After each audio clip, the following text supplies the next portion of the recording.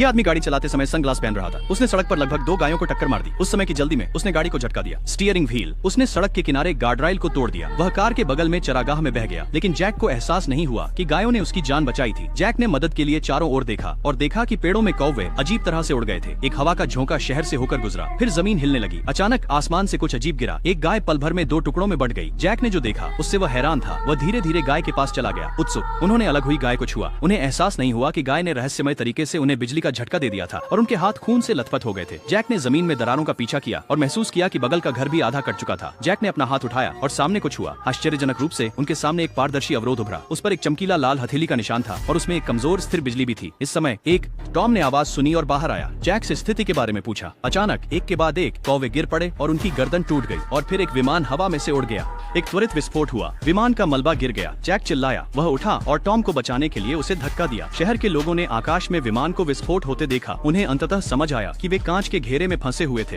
तभी शहर के बाहर से एक फायर ट्रक मदद के लिए आया। जैक ने उसे देखा और सड़क के बीचों बीच दौड़ पड़ा, फायर ट्रक को रोकते हुए। ड्राइवर अपनी कार से बाहर आकर उससे बहस करने लगा, लेकिन उसने गलती से एक पारदर्शी दीवार पर अपनी नाक तोड़ दी। उन्हें एहसास हुआ कि वे एक दूसरे को सुन नहीं सकते। जैक को एक कागज के टुकड़े पर लिखना पड़ा कि संवाद।